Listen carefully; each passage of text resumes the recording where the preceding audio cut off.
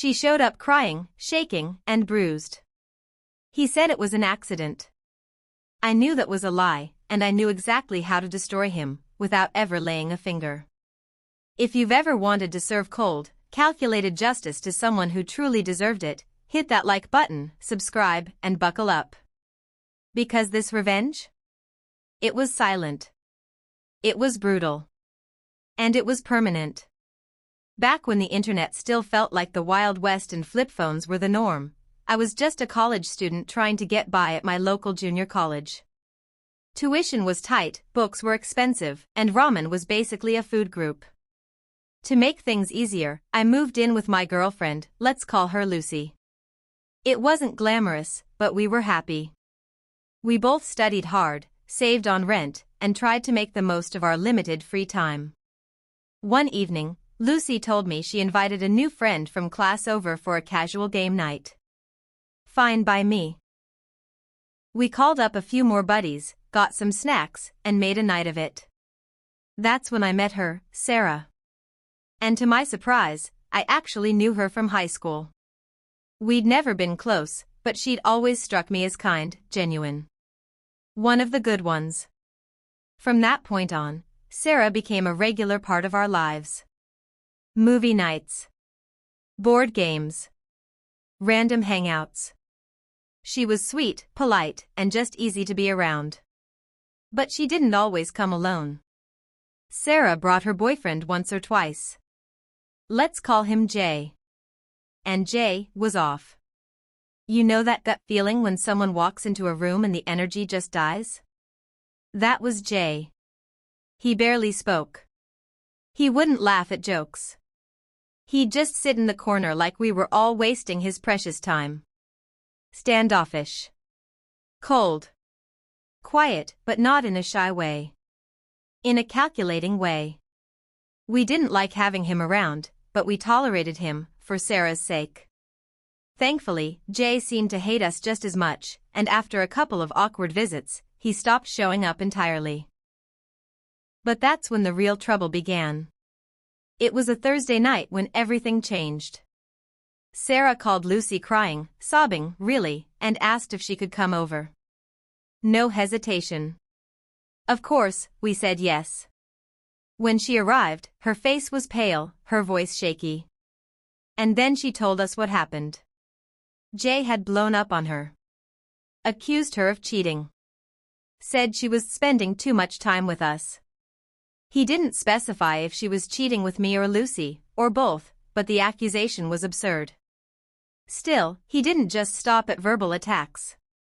When she tried to leave, he stood in her way. She attempted to push past him, and he shoved her. Hard. She tripped backwards over a coffee table, landed on her side, and bruised her lower back and hip. Lucy saw the bruise herself.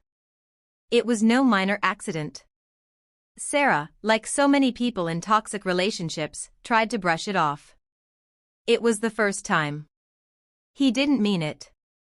It was just an accident. But I wasn't buying any of that. And in that moment? Watching someone I cared about try to excuse someone else's violence, I felt something inside me ignite. I'm not a violent guy. Never been in a fight. I'm a big guy, sure, but I don't use my size to intimidate. Still. I wanted to put this guy through a wall. But something in me whispered a better idea, quieter, sharper, and far more satisfying. See, at the time, I worked in the administration building of our college as a student employee. My job gave me access to student records, names, IDs, class schedules, and even their financial accounts. And Jay? He was a student here too. Better yet, he was an international student. Let's just say. I did some digging. Now, our school had one of those old-school phone-based class scheduling systems. No web-based login, no password.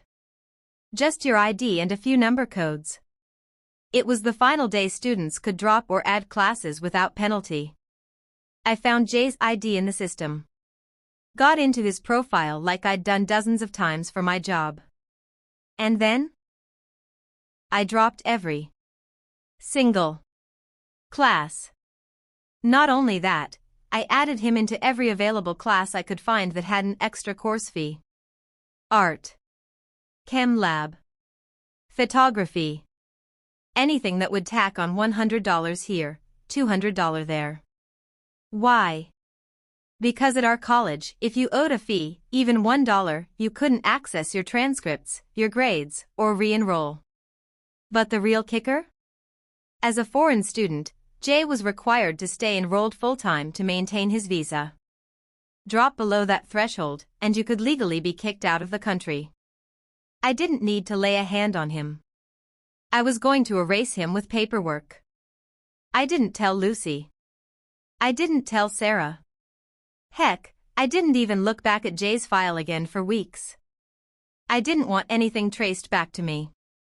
But 1 week later, Lucy tells me something interesting.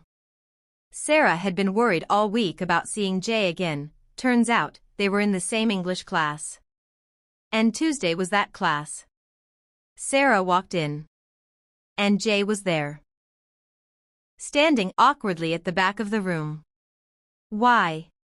Because all the seats were full. The teacher looked confused, checked the roster, then asked Jay for his name. She scanned the sheet. Nothing. Jay wasn't enrolled. He tried to argue. Said there must be a mistake. But this was a tightly controlled class. Someone else had taken his spot from the waitlist when I dropped him. The teacher wouldn't budge. Jay was told to leave. Sarah never saw him in that class again. Later, out of curiosity, I checked his schedule again. All of the paid fee classes were gone. And so were any other classes. His account was empty. My guess? He got flagged. Maybe even kicked out entirely. I don't know what happened to Jay after that. He disappeared from our lives. Lucy and I eventually broke up. Sarah drifted away too. But every once in a while, I think back to that moment. I remember Sarah's face. Pale. Scared. Covered in a bruise she tried to defend. And I remember the look on his face. Confused, humiliated, and helpless, when the system he thought he belonged to just rejected him.